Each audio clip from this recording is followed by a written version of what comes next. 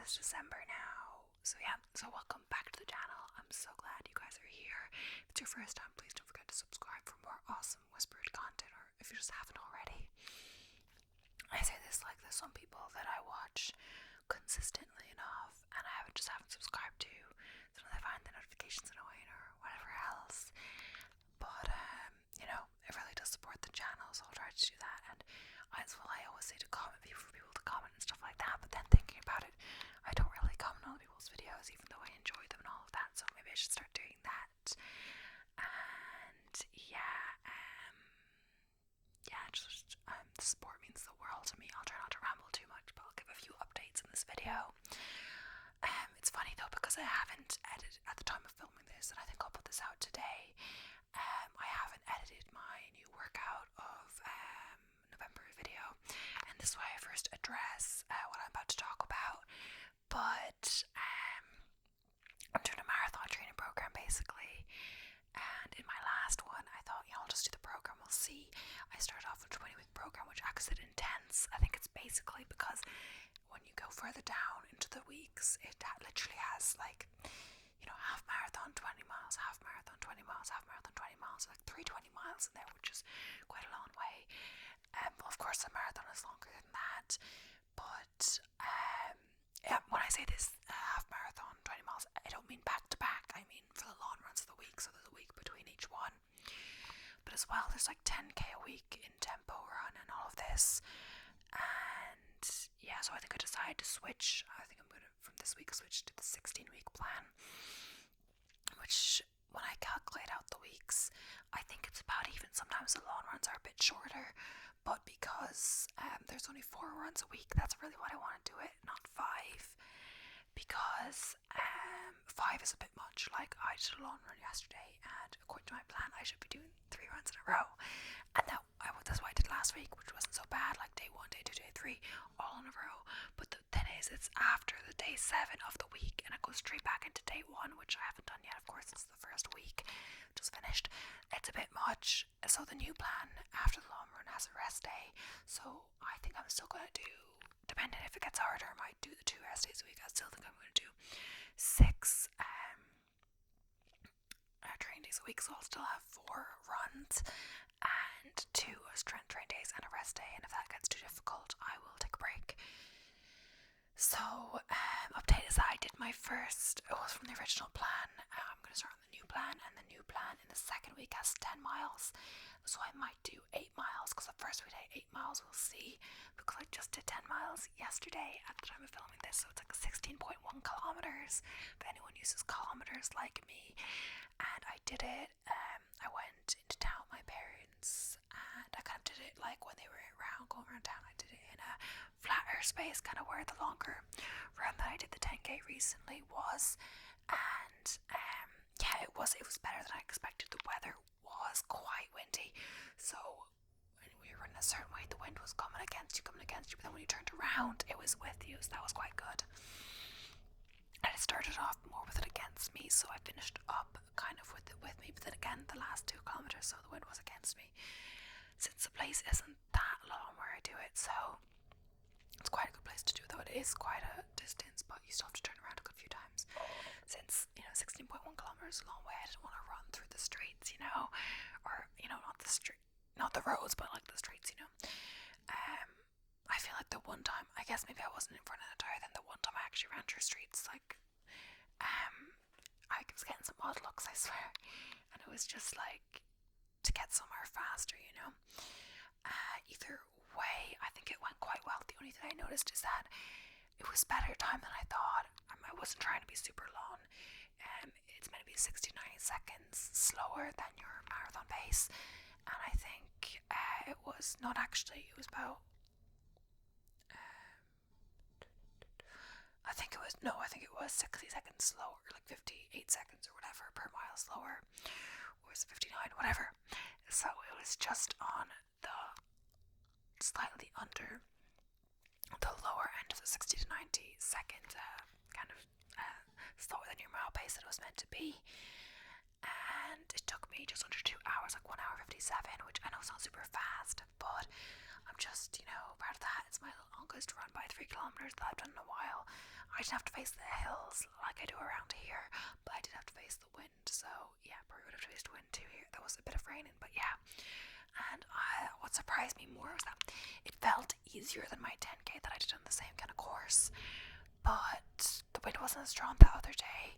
But I was trying to get like a good pace faster, so I got like 6:31 for my 10k average, and this I got like 7:16, so it was a good 45 seconds slower than my per kilometer than my other one.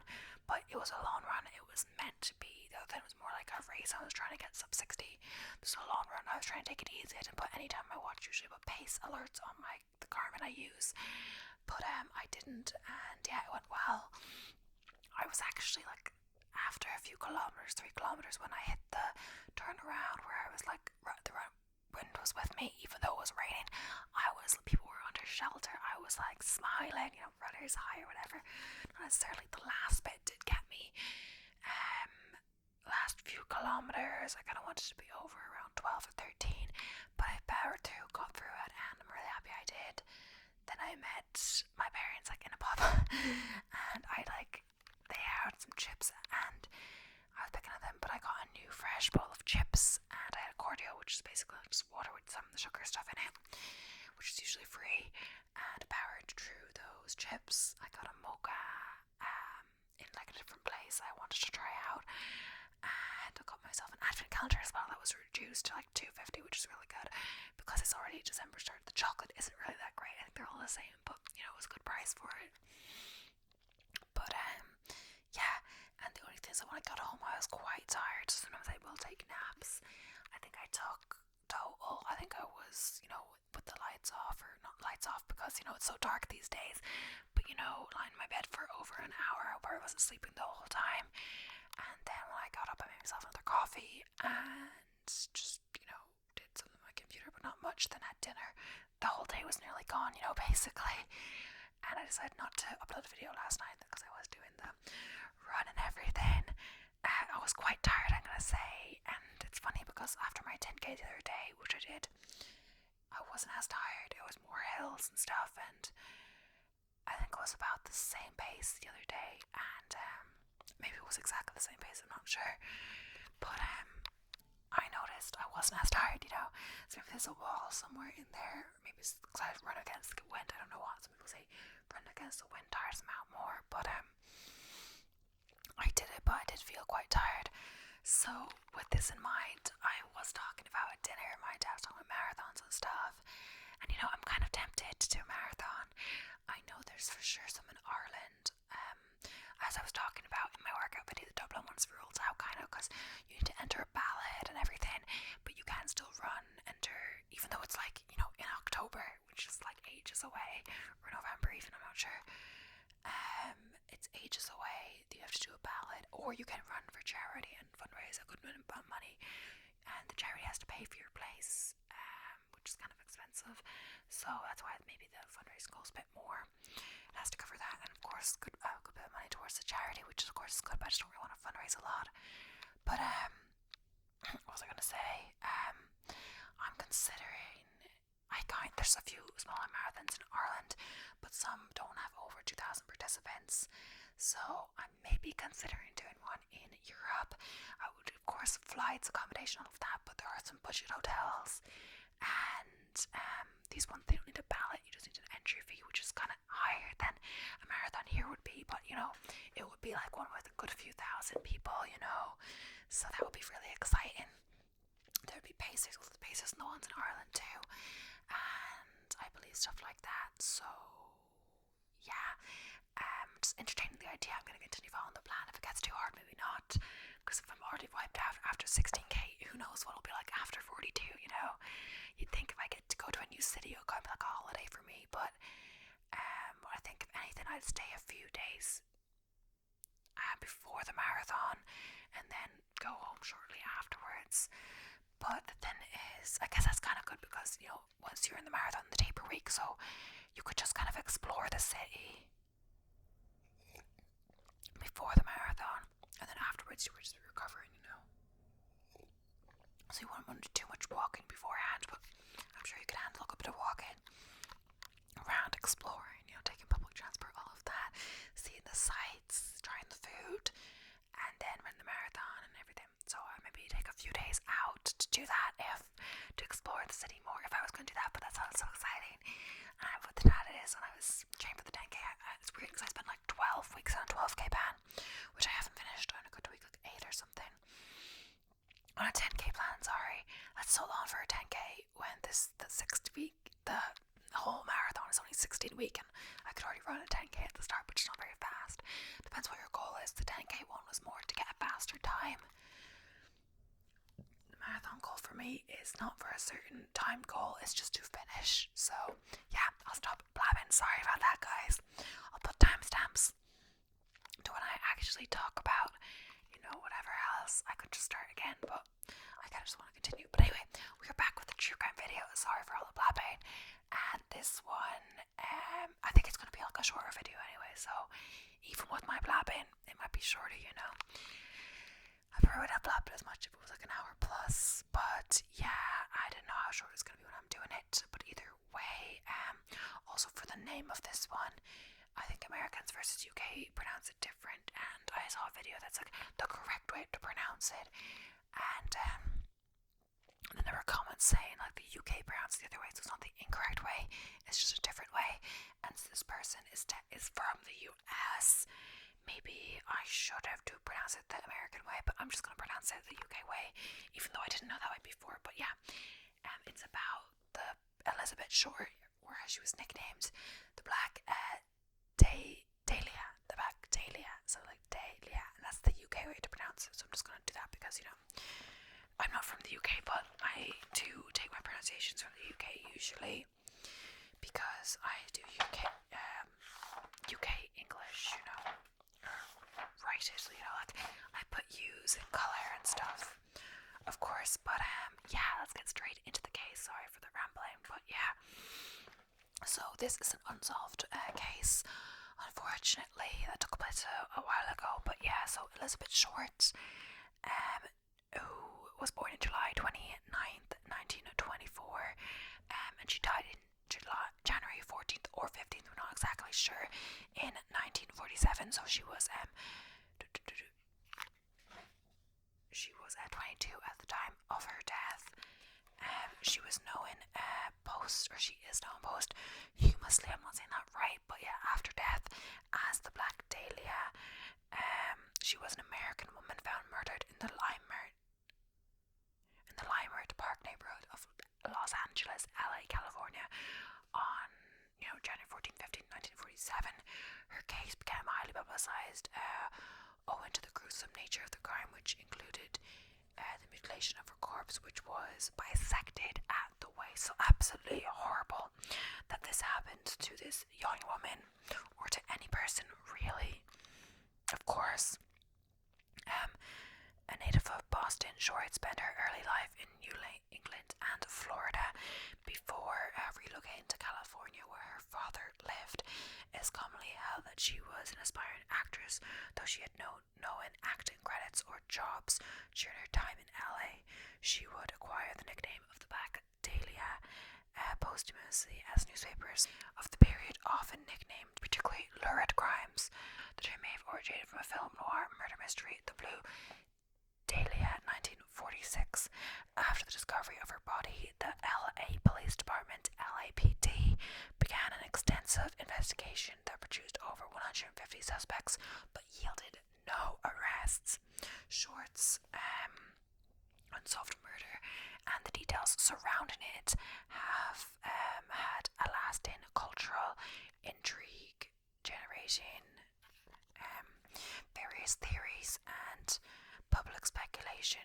Her life and death have been the basis of numerous books and films, and her murder is frequently cited as one of the most famous unsolved murders in US history, as well as one of the oldest unsolved cases in LA County. It has likewise been credited by historians as one of the first major crimes in post-war America to captivate national attention. So yeah, and some of these things that we touched about, like the name, the Black Dahlia, and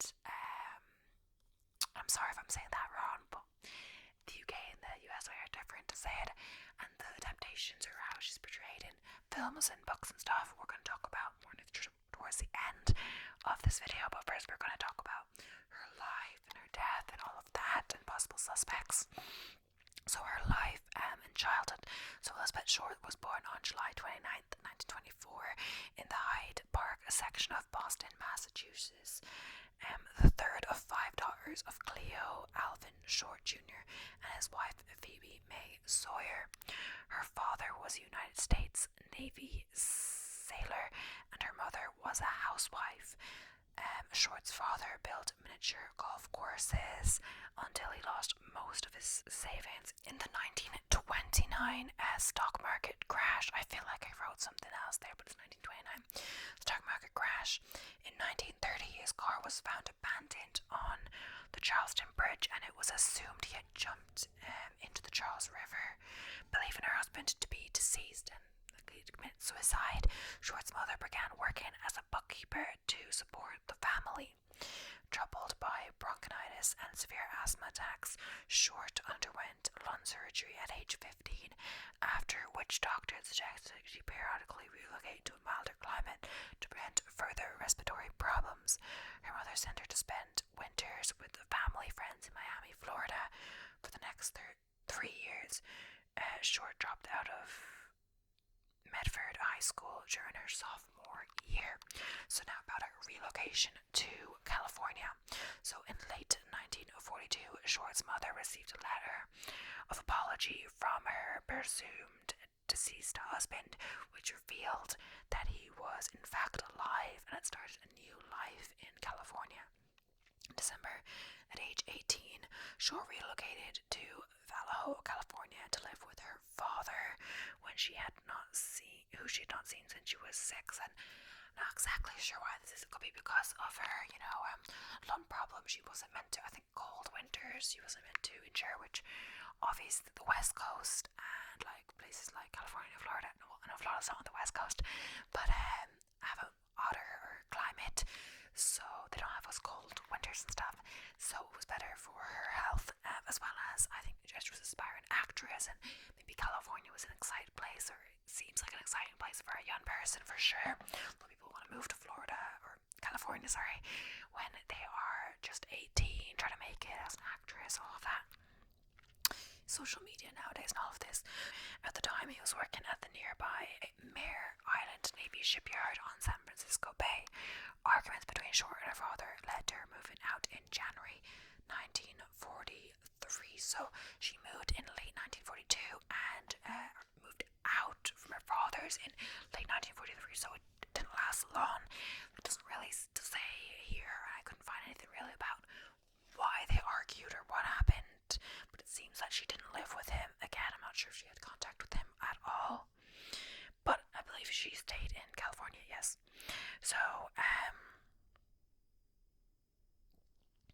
So Short took a job at the base exchange at Camp Cook, now Vandenberg Space Force base near Lubbock, briefly living with a U.S. Army Air Force sergeant who reportedly abused her.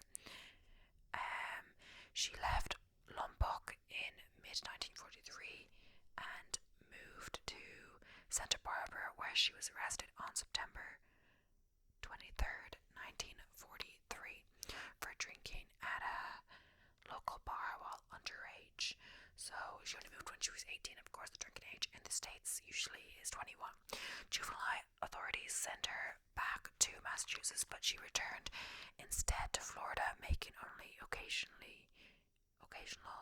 visits to her family near Boston. And just to note on that, like, it's kind of weird. I think I've addressed it before, but it's kind of weird for me that drinking age is 21. Like, if she had moved when she was 18, and you wouldn't be arrested here for underage drinking, because it wouldn't be underage, because the legal age is 18.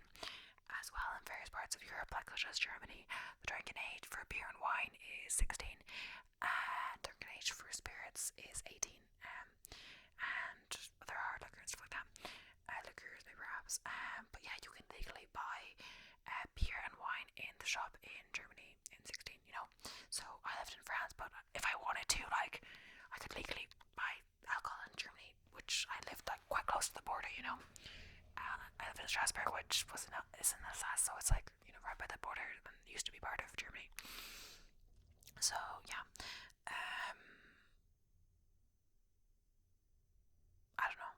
just found that weird, but yeah. Either way, 16 is quite young now, and I didn't drink that, of course, but I say of course, but I didn't. And yeah, but I guess beer and wine is like weaker than spirits, but if they wanted to drink spirits, I'm sure they could find a way, I'm sure lots of people in the US do too. I kind of thought, the drinking age is 21, but I honestly, if I would just promote people to find different ways to get alcohol, which I'm sure they do have friends who are older and all of that, go to parties, whatever. So juvenile authorities sent her back to Massachusetts, but she returned instead to Florida, making only occasional visits to their family near Boston. So while in Florida, Short met Mayor Matthew Michael Gordon Jr.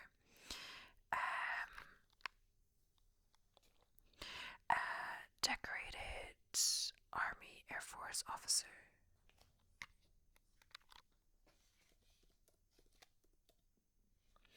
Decorated Army Air Force officer of the 2nd Air Commando Group who was training for deployment to a Southeast Asian theater of World War II. Short later told friends that Gordon had written to propose marriage while he was recovering from injuries from a plane crash in India. She accepted his offer, but Gordon died in a second crash on August 10th, 1945. Short's sister Dorothea also served in World War II and was assigned to decode Japanese messages. In July 1946, Short relocated to LA to visit Army Air Force Lieutenant Joseph Gordon Ficklin, an acquaintance from Florida who was stationed at the Naval Reserve Air Base in Long Beach. Short spent the last 6 months of her life in Southern California, mostly in the LA area. Shortly before her death, she had been working as a waitress and rented a room behind the Florentine Gardens nightclub on Hollywood Boulevard. She'd been variously described and depicted as an aspiring or would-be actress. According to some sources, she did in fact have aspirations to be a film star, though she had no known acting jobs or credits. So she may have wanted to be an actress, but there's no evidence or that she had any acting experience or stuff like that. Just know it's kind of dark in the background, so I hope this video is going to be okay. So murder. Prior to murder on January 1947, Short returned to on January 9th, 1947, Short returned to her home in LA after a brief trip to San Diego with Robert Red Manley, a 25-year-old salesman she had been dating. Manley stated they had dropped Short off at the Biltmore Hotel in downtown LA, and that Short was to meet her sister, who was visiting from Boston that afternoon. By some accounts, staff of the Biltmore recalled having seen Short using the lobby telephone shortly after she was allegedly seen by a patron of the Crown Grill Cocktail Lounge at 754 South Olive Street, approximately 3/8 of a mile or 600 meters away from the Biltmore. So discovery. On the morning of January 15th, 1947, Short's naked body, severed into 2 pieces, was found in a vacant lot on the west side of South Norton Avenue, midway between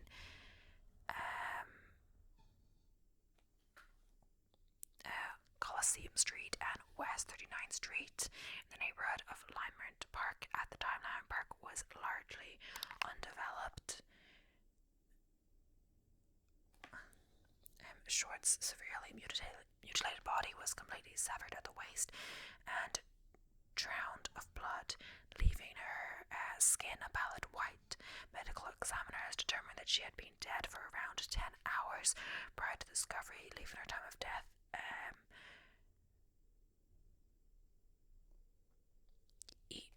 either sometime during the evening of January 14th or the early morning of January 15th. So that's why we said 14th to 15th of January earlier. The body had apparently been washed by the killer. Short's face had been slashed from the corner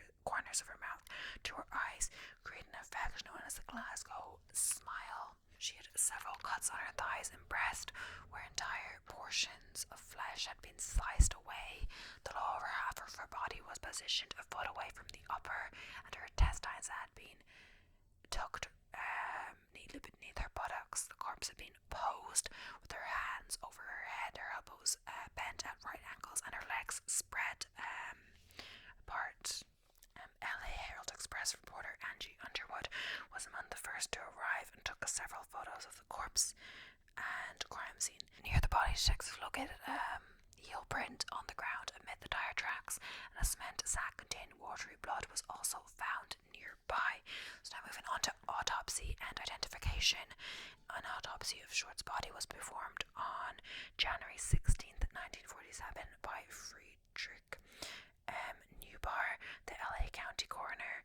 Newbar's autopsy report stated that Short was 5 feet 5 inches, so 1.65 meters tall, weighed 115 pounds, 52 kg, and had light blue eyes, brown hair, and badly decayed teeth. There were ligature marks in her ankles, wrist, and neck, and an irregular laceration with superficial tissue loss on her right breast. Newbar also noted superficial lacerations in the right forearm, left upper arm, and the lower left side of the chest. Short was identified after her fingerprints were sent to the Federal Bureau of Investigation. Her fingerprints were on file from her 1943 arrest. Immediately after identification, reporters from William Randolph Hearst's LA Examiner contacted her mother, Phoebe Short, in Boston, and told her that her daughter had won beauty contest. It was only after prying as much personal information as they could from Phoebe that reporters revealed that her daughter had in fact been murdered. So very cruel. They tried to, call her under false pretenses to get information out of her. So I'm assuming the police would call her, usually, but I guess the reporters got there first. The Examiner also offered to pay Phoebe's airfare and accommodations if she would travel to LA to help with the police investigation. There was yet another ploy, since the newspaper kept her away from the police and other reporters to correct its scoop, so it flew. I'm not sure. It says they offered, so I'm assuming she took them up on the offer. And I guess that a paper wouldn't really want to necessarily help with the police investigation. They have their own motives. They want the scoop, they want the first story out there, and sometimes police, of course, want to keep the details of the investigation private. So really, they were just kind of using her mother, which is really sad because she had just lost her daughter, and she was so young, and at any age, and then you're getting lied to about all of this. It's really cruel, just for a story, The Examiner and another Hearst newspaper, the Herald Express, later sensationalized the case with one Examiner article describing the black tailored suit Short was last seen wearing as a tight skirt and a sheer blouse. The media nicknamed her the Black Dahlia and described her as an adventuress who prowled Hollywood Boulevard. So honestly, it doesn't sound very positive. And yeah, they should have made her out to be something maybe different than she was after her death. So investigation. Initial investigation, letters and interviews. So on January 21st, 1947, a person claiming to be Short's killer placed a phone call to the office of James Richardson, the editor of the Examiner, congratulating Richardson on the newspaper's coverage of the case and saying he planned on eventually turning himself in, but not before allowing police to pursue him further. Additionally, the caller told Richardson to expect some souvenirs of both Shorts in the mail. So sometimes, killers like to be pursued, or they commit this crime, they like this alert, like this thing that they cannot be caught, or they won't be caught, they have to turn themselves in, or they don't necessarily want to turn themselves in, but of course, but kind of like this thing that they're smarter than everyone else, have this illusion of that they won't be caught, so sometimes they'll commit more murders, and that's when they got caught, they got sloppy and stuff like that, because they believe they're, uncatchable or something. On January 24th, a suspicious Malina envelope was discovered addressed to the LA Examiner and other LA papers with individual words that had been cut and pasted from newspaper clippings. Additionally, a large message on the face of the envelope read, "Here is Dahlia's belongings." Letters to follow. The envelope contained Short's birth certificate, business cards, photographs, names written on pieces of paper, and an address book with the name Mark Hansen embossed on the cover. The packet had been carefully cleaned with gasoline similar to Short's body, which led police to suspect the packet had been sent directly by her killer. Despite efforts to clean the packet, several partial fingerprints were lifted from the envelope and sent to the FBI for testing. However, the prints were compromised in transit and thus could not be properly analysed. The same day the packet was received by the Examiner, a handbag and a black suede shoe were reported to have been seen on top of a garbage can in an alley a short distance from Norton Avenue, 2 miles or 3 kilometers from the crime scene. The items were recovered by police, but they had also been wiped clean with gasoline, destroying any fingerprints. On March 14th, an apparent suicide note scrawled in pencil on a bit of paper was found tucked in a shoe in a pile of men's clothing by the ocean's edge at the foot of Breeze Avenue in Venice.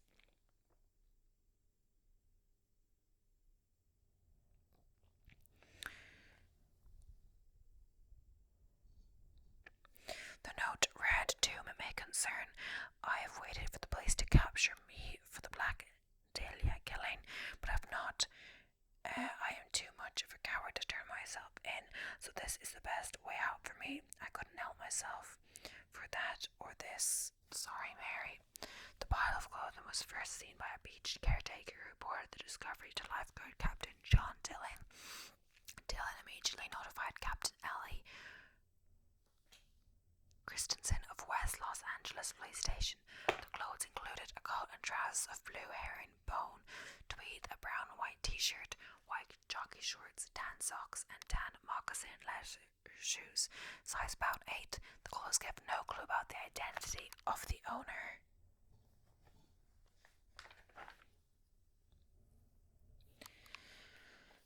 Police deemed Mark Hansen the owner of the address book found in the packet as suspect. Hansen was a wealthy local nightclub and theatre owner and an acquaintance of whose house Short had stayed with friends.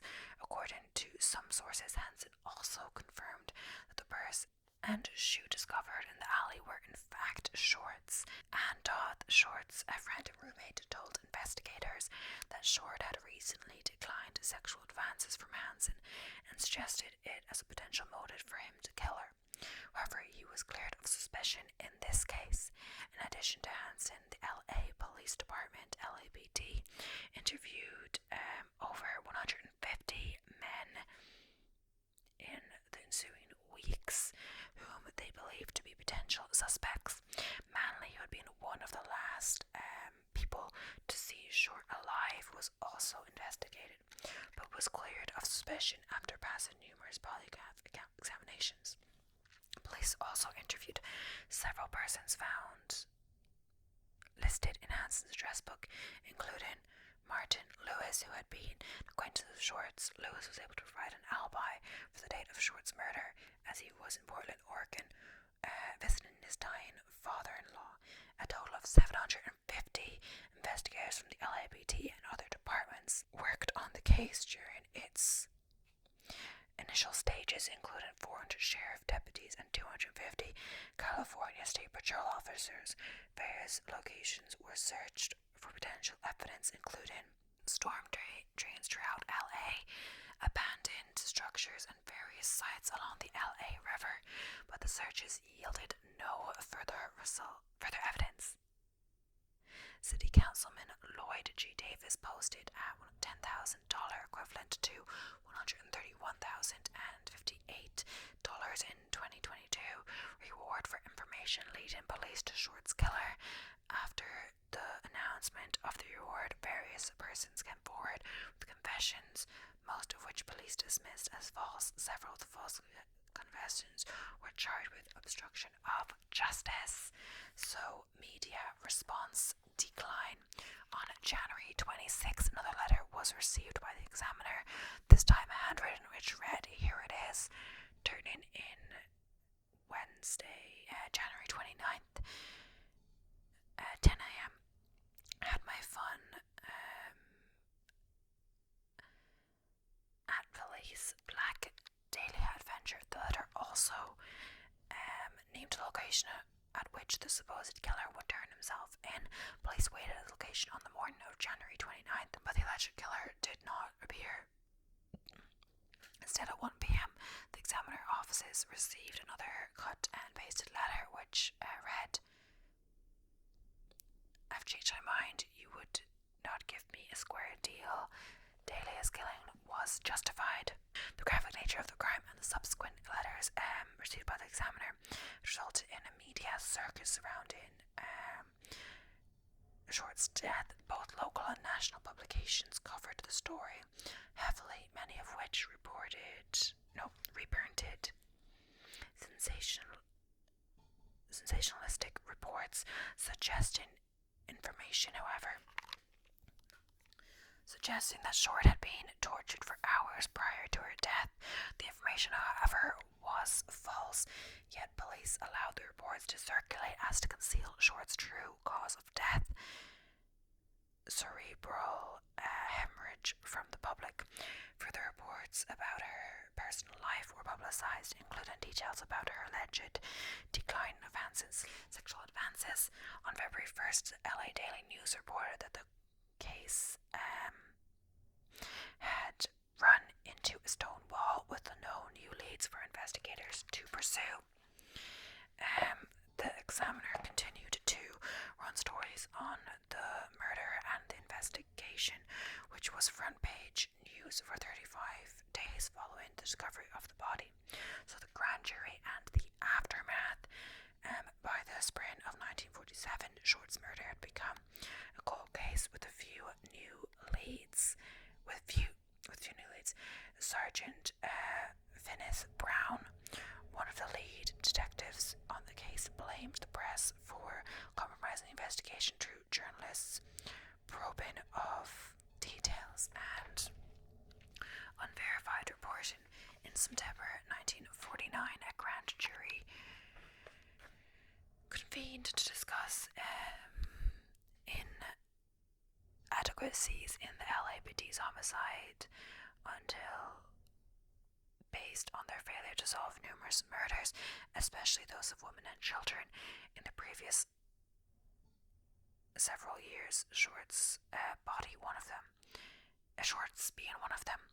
In the aftermath of the grand jury, further investigation was done on Short's past, with the detectives tracing her movements between Massachusetts, California, and Florida, and also interviewed people who knew her in Texas and New Orleans. However, the interviews yielded no useful information in the murder. The suspects and confessions. The notoriety of Short's murder has spurred a large number of confessions over the years, many of which have been deemed false. And also, I don't really know why people, confess to murders, that they didn't do. Like, why would you want to go to jail, if you didn't need to? During the initial investigation into her murder, police received a total of 60 confessions, most made by men. Since that time, over 500 people have confessed to the crime, some of whom had not even been born at the time of her death. Like, what? Sergeant John B. St. John, a detective who worked the case until his retirement, stated it's amazing how many people offer up a relative as the killer. So I guess maybe they mean, like, if they say someone else did it, I guess that kind of makes a bit more sense, because, it's not you, you're giving yourself up. But still, like, why? I guess if you had something against the relative, yeah. 2003, Ralph Astel, one of the original detectives on the case, told the Times that he believed he had interviewed Short's killer, a man who had been seen with his sedan parked near the vacant lot where her body was discovered in the early morning hours of January 15th, 1947. A neighbour driving by that day stopped to dispose of a bag of lawn clippings in the lot where he saw a parked sedan, allegedly with his right rear door open. The driver of the sedan was standing in the lot. His arrival apparently startled the owner of the sedan, who approached his car and appeared in the window before returning to the sedan and driving away. The owner of the sedan was followed to a local restaurant where he worked, but was ultimately cleared of suspicion, although he was never formally charged. In the case, Odell came to wider attention after his death, when he was accused by his son, LAPD homicide detective Steve Odell, of killing Short and committing several additional murders. Prior to the Dahlia case, he was suspected but not charged in the death of his secretary Ruth Spaulding, and was accused of raping his own daughter Tamar, but acquitted. Odell fled the country several times and lived in the Philippines between 1950 and 1990. Additionally, Steve Odell has cited his father's training as a surgeon as circumstantial evidence. In 2003, it was revealed in notes from the 1949 grand jury report that investigators had wiretapped Odell's home and obtained recorded conversation of him with an unidentified visitor saying, "Supposing I did kill the Black Dahlia, they couldn't prove it now. They can't talk to my secretary because she's dead. They thought there was something fishy. Anyway, now they may have figured it out. Killed her. Maybe I did kill my secretary." In 1991, Janice Noladun, I'm not saying that right, sorry, who was 10 years old at the time of Short's murder, claimed that she'd witnessed her father, George Noladun, beat Short to death with a claw hammer in the detached garage of her family's home in Westminster. She also published a book called Daddy Was the Black Dahlia Killer in 1995, in which she made additional claims that her father sexually molested her. Detective St. John told the Times that Knowlton's claims were not consistent with the facts of the case. So, theories and potentially related crimes. There's some potentially related crimes the police thought may have been, the work of a serial killer who also killed the Black Dahlia, but none confirmed, I think. Yeah. So we'll talk about a few of them. So Cleveland torso murders, several crime authors as well as police detectives. Oh, also just crime authors. So people maybe they didn't get their facts right. Who knows? Peter.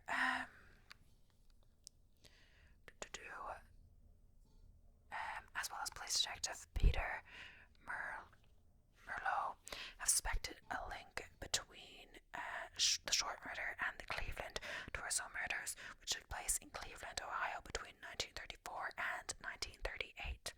As part of the investigation into other murders that took place before and after the Short killing, the original LAPD investigators studied the torso murders in 1947, but later discovered discounted any connection between the two cases. In 1980, new evidence implicating a former torso murder suspect, Jack Anderson Wilson, aka Arnold Smith, was investigated by Detective St. John in relation to Short's murder. He claimed he was close to arresting Wilson in Short's murder, but that Wilson died in a fire on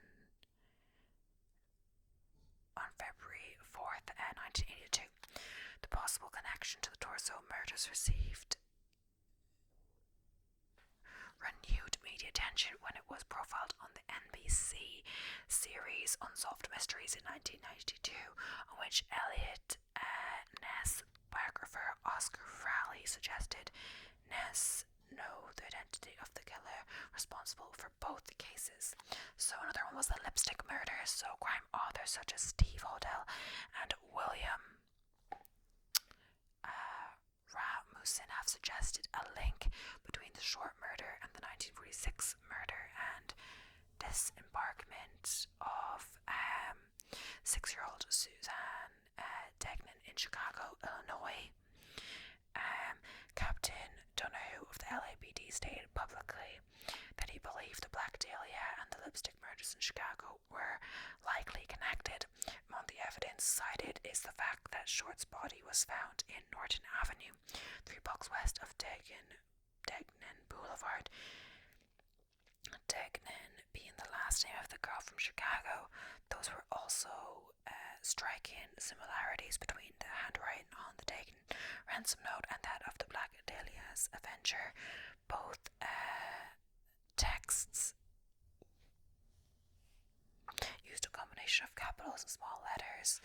The Degnan note read in part, and it says like capital B, small u, capital R N, and capital T, small HIS, capital F, small O, capital R, H, small HE, capital R, capital S, capital A, small f, capital T, capital Y, and parenthesis for safety is what it says. And both notes contain a similar misshapen letter P and have one word that matches exactly. Convicted serial killer William Herons served life in prison for Deggan's murder. Initially arrested at age 17 for breaking into a residence close to that of Degnan, Herons claimed he was tortured by police, forced to confess, and made a scapegoat for the murder after being taken from the medical infirmary at the Dixon Correctional Center in February 26, 2012. For health problems, Heron died at the University of Illinois Medical Center on March 5th, 2012 at age 83. So, lone woman murders, those other various murders which police may think could be related. So between 1943 and 1949 within LA, over a dozen unsolved murders occurred, including the death of Short, which involved the sexual mutilation of young attractive women. Authorities suspected at the time they could have been the work of a single unidentified serial killer. In 1949, the LA County jury was tasked with investigating the failure on the part of law enforcement to solve the cases. As a result, a further investigation was done on the homicides, although none of them were solved. Several unsolved cases that could be related, who knows? So murder and the state of the body. A number of people, none of whom knew Short, contacted police and newspapers and claimed to have seen her during her so-called missing week between January 9th disappearance and the discovery of her body on January 15th. Police and DA investigators ruled out each alleged sighting. In some cases, those interviewed were identifying other women whom they had mistaken for Short's whereabouts in the days leading up to her murder and the discovery of her body are unknown. After the discovery of Short's body, numerous LA newspapers printed headlines claiming she had been tortured leading up to her death.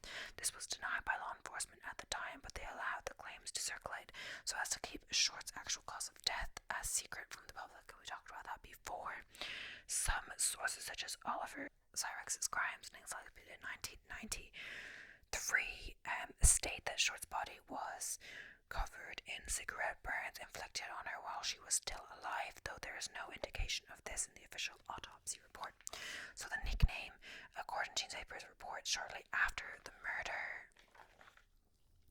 Short received the nickname Black Dahlia from staff and patrons at a Long Beach drugstore in mid-1946 as wordplay on the film The Blue Dahlia, 1946.